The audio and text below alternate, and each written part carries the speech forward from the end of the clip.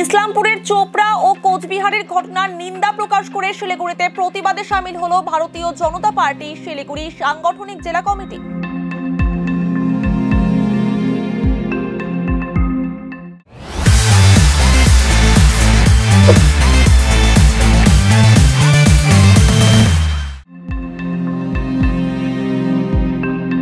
সোমবার বিকেলে শিলিগুড়ির কোর্টমোড় সংলগ্ন গান্ধী মূর্তির পাদদেশে প্রতীকী অবস্থান বিক্ষোভে সামিল হন বিজেপির নেতা কর্মীরা। এদিনের বিক্ষোভে উপস্থিত ছিলেন শিলিগুড়ির বিধায়ক শঙ্কর ঘোষ সহ বিজেপির কার্যকর্তারা। এদিন সংবাদ মাধ্যমের মুখোমুখি হয়ে বিধায়ক শঙ্কর ঘোষ বলেন, চোপড়ায় যুগলকে সালিশি সভাতে অত্যাচার করা হয়েছে এবং কোচবিহারে মহিলাকে বিবস্ত্র করে অত্যাচার চালানো হয়েছে। এই ঘটনা নিন্দনীয়। গোটা রাজ্য জুড়ে এই ধরনের ঘটনা ঘটছে। এদিন বিক্ষোভের পর শিলিগুড়ি থানায় গিয়ে লিখিত অভিযোগও দায়ের করা হয়। আজকে শিলিগুড়ি সাংগঠনিক জেলা ভারতীয় জনতা পার্টির ডাকে আমরা শিলিগুড়ির গান্ধী মূর্তির পাদদেশে প্রতীকী অবস্থান আমরা এখানে অনুষ্ঠিত করলাম। আপনারা জানেন যে 2024 সালের লোকসভা নির্বাচনের পরবর্তীতে রাজ্য তার অন্ধকারময় দিনগুলির মধ্যে দিয়ে যাচ্ছে। সারা রাজ্য জুড়ে যেভাবে গণপিটুনিতে মৃত্যু, আদিবাসী মহিলাকে ডাইনি অপবাদে নৃশংস অত্যাচার, সংখ্যালঘু মহিলাকে ভারতীয় জনতা পার্টি করার বা বিরোধী রাজনীতি করবার কারণে বিবস্ত্র করে তাকে নির্যাতন করা, এবং সর্বশেষে আমরা দেখলাম যে চোপড়ায় ক্যাঙ্গারু কোর্টে দোষী সাব্যস্ত করে এক যুগলকে, এক মহিলা এবং পুরুষকে যেভাবে অমানবিকভাবে মারা হলো এবং প্রকাশ্য দিবালোকে অসংখ্য লোকের মাঝখানে দাঁড়িয়ে যিনি মারছিলেন তিনি নাকি ওই এলাকার কুখ্যাত কি জেসিবি নামে পরিচিত তৃণমূলের অত্যন্ত বড় সম্পদ হামিদুল বাবুর অত্যন্ত ঘনিষ্ঠ বাজন। ঘটনার নিন্দা করা তো দূরস্থান, হামিদুল বাবু চোপড়ার ঘটনায় একথা বলেছেন, অন ক্যামেরা পাবলিক ডোমিনে ঘুরে বেড়াচ্ছে যে মুসলিম রাষ্ট্রের সামাজিক আচার বিচার অনুযায়ী এই মহিলাকে যে শাস্তি দেওয়া হয়েছে সেই অনুযায়ী সেই শাস্তি ওনার জেসিবি বাবু দিয়েছিলেন। কোথাও বাড়াবাড়ি হয়ে গেলে পুলিশ দেখবে। আমি মাননীয় মুখ্যমন্ত্রীর কাছে এটা জানতে চাই যে ভারতীয় সংবিধান অনুযায়ী শপথ নেওয়া আপনার জনপ্রতিনিধি পশ্চিমবঙ্গ বিধানসভার অভ্যন্তরে আইন রক্ষা এবং আইন প্রণয়নের কাজে ব্যস্ত থাকেন।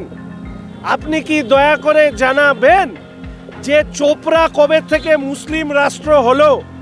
আপনি কি হামিদুল বাবুর এই বক্তব্যের দায়ভার স্বীকার করবেন? অবিলম্বে আপনাকে হামিদুল বাবুর এই বক্তব্য নিয়ে আপনার বিবৃতি আমরা দাবি করছি। দ্বিতীয়ত, তৃণমূল কংগ্রেসের নেতা নেত্রীদের এবং মুখ্যমন্ত্রীর এটা অভ্যেস আছে, কোনো ঘটনা ঘটলেই তারা দেশের প্রধানমন্ত্রী, রেলমন্ত্রী সবার পদত্যাগ দাবি করতে থাকেন। তাহলে রাজ্য জুড়ে যে গণপিটুনিতে মৃত্যু হচ্ছে, মহিলাদেরকে বিবস্ত্র করা হচ্ছে, আদিবাসী মহিলাদেরকে ডাইনি অপবাদ দিয়ে তাদের উপরে নৃশংস অত্যাচার চালানো হচ্ছে, ক্যাঙ্গারু কোর্ট তৈরি করে মেয়েদেরকে প্রকাশ্য রাস্তায় মারা হচ্ছে, আপনার জনপ্রতিনিধি মুসলিম রাষ্ট্রের সামাজিক আচার শেখাচ্ছেন। আপনি বলুন তো আপনার পদত্যাগ করা উচিত কি উচিত না? আপনি কি বলেন? পুলিশ মন্ত্রী হিসাবে রাজ্যের ভেঙে পড়া আইন শৃঙ্খলাকে সামনে রেখে অবিলম্বে পুলিশ মন্ত্রীর পদত্যাগ করা উচিত। রাজ্যে কোনো আইনের শাসন নেই, এখানে একটি তালিবানি শাসন চলছে। তৃতীয়ত, আমি একথা অত্যন্ত পরিতাপের সাথে বলতে চাই যে রাজ্যের সংখ্যালঘু মানুষ তথা মুসলিম সম্প্রদায়ের মানুষ যারা বিবেকবান সচেতন মানুষ, তারা এটা ভাবুন যে শেখ শাহজাহান হামিদুল সাহেবরা কি আপনাদের মুখ? তাহলে এই যে তালিবানি শাসন ব্যবস্থা, যেখানে প্রান্তিক ঘরের গরিব ঘরের সংখ্যালঘু পরিবার নির্যাতিত হচ্ছে, রাজ্যের মুখ্যমন্ত্রী ভোট পাবার আশায় এই সংখ্যালঘু মানুষদের 100% ভোট পাবার আশায় তারা মুখ। আর সংখ্যালঘু মানুষদের যদি এই শেখ শাহজাহান কিংবা এই হামিদুল বাবুরা মুখ হয়ে থাকেন, আর কাজী মাসুম, ওসমান গনিরা তাদের স্বর যদি চাপা পড়ে যায়, তাহলে আরও অন্ধকারময় দিন পশ্চিমবঙ্গের পাশাপাশি যে মানুষরা এই মুখ্যমন্ত্রীকে ক্ষমতায় নিয়ে এসছেন তাদের আরও অন্ধকারময় দিনের মধ্যে দিয়েই যেতে হবে। চতুর্থত, আজকে আমি একজন বিধায়ক জনপ্রতিনিধি হিসাবে আমি থানায় আজকে একটি এফআইআর দাখিল করব হামিদুল সাহেবের বিরুদ্ধে, যেখানে আমি পরিষ্কারভাবে জানতে চাইব যে একজন সংবিধানের শপথ নেওয়া, সংবিধানকে সামনে রেখে শপথ নেওয়া একজন জনপ্রতিনিধি কি করে তার এলাকায় ঘটে যাওয়া এই বর্বরোচিত ঘটনাকে মুসলিম রাষ্ট্রের সামাজিক আচার বিচারের সাথে তুলনা করে একজন মহিলাকে প্রকাশ্যে এইভাবে মার খেতে দেখা, তাকে উৎসাহিত করেছেন, দুষ্কৃতীদের উৎসাহিত করেছেন। ভবিষ্যতে ওনার মন্তব্যে আরও এই ধরনের দুষ্কৃতীরা আরও বলিয়ান হয়ে আরও প্রান্তিক ঘরের মুসলিম মহিলা, সংখ্যালঘু ঘরের মহিলাদের উপর আরও এই ধরনের আক্রমণ আনিয়ে আনবে বলেই আমি আশঙ্কা করছি। তাই এই ঘটনার সাথে যুক্ত এবং হামিদুল সাহেবের বিরুদ্ধে আইনানুগ ব্যবস্থা নেওয়া হোক ভারতীয় দণ্ডবিধি অনুসারে। এই কারণে আমরা এখানে এই বৃষ্টির মধ্যেও আমরা যারা উপস্থিত হয়েছি, মহিলা মোর্চা সহ অন্যান্য আমাদের শিলিগুড়ির মণ্ডলের যারা এসছেন, তাদের প্রত্যেককে নিয়ে আমি থানায় যাব, একটি এফআইআর দাখিল করব। পরবর্তীকালে অবশ্যই আমার সম্মানীয় বিরোধী দলনেতা শুভেন্দু অধিকারী মহাশয়, শুভেন্দুদাকে আমি ইতিমধ্যে বিষয়টি সূচিত করেছি।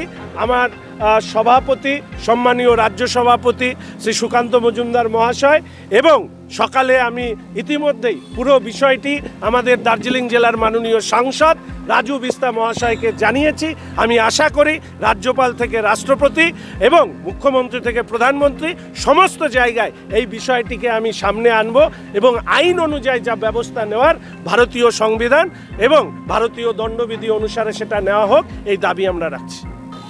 আপনারা ইতিমধ্যেই শুনেছেন যে চোপড়ায় একটি ক্যাঙ্গারু কোর্ট তৈরি করে সেখানে যেভাবে প্রকাশ্য দিবালোকে মহিলার উপর অত্যাচার, যুগলের উপর অত্যাচার চালানো হয়েছে সেটা অবর্ণনীয়। তাকে আড়াল করবার জন্য শেখ শাহজাহানের মতন আরেক সম্পদ রাজ্যের মাননীয় মুখ্যমন্ত্রী হামিদুল সাহেব, ওনার ওই অঞ্চলের বিধায়ক, তিনি বলেছেন যে মুসলিম রাষ্ট্রের সামাজিক আচার বিচার অনুযায়ী ওনার বিচার হচ্ছিল, যেটা পাবলিক ডোমিনে আছে। তো সেই বিষয়টি আমি আজকে আমার এফআইআরে উল্লেখ করে আমি জানতে চেয়েছি যে চোপড়া কবে মুসলিম রাষ্ট্রে পরিণত হলো, এবং এ ব্যাপারে মুখ্যমন্ত্রী যেহেতু তিনি তৃণমূল কংগ্রেসের বিধায়ক দলের নেত্রী, ফলে স্বাভাবিকভাবে ওনার কি বক্তব্য, ওনার বিধায়ক ভারতীয় সংবিধানে শপথ নিয়ে মুসলিম রাষ্ট্রের সামাজিক আচার বিচার অনুযায়ী নিজ বিধায়ক এলাকায়, নিজ কনস্টিটিউয়েন্সিতে যিনি বিচার ব্যবস্থা চালু রাখেন তার ঘনিষ্ঠদের দিয়ে ইতিমধ্যে আরও অনেক ভিডিও এসে পৌঁছেছে। আমরা এই সমস্তটা পূর্ণাঙ্গ তদন্ত দাবি করছি এবং আমরা আশা রাখি যে এই ব্যবস্থার মধ্যে দিয়ে ভারতীয় সংবিধান এবং দণ্ডবিধির মধ্যে দিয়ে হামিদুল সাহেব সহ যারা এর সাথে যুক্ত তাদের বিচার প্রক্রিয়া বা আইনের প্রক্রিয়ার মধ্যে আনা হোক।